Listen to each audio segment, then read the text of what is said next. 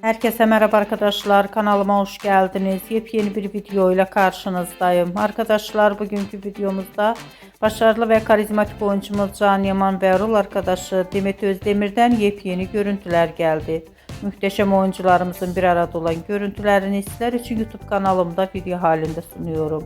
Umarım beğenirsiniz. Arkadaşlar, videomu beğendiyseniz kanalımı izlemeyi ve bildirim butonuna basmayı unutmayın. Şimdilik benden bu kadar olsun. Yeni videomuzda görüşmek üzere. Hoşça kalın.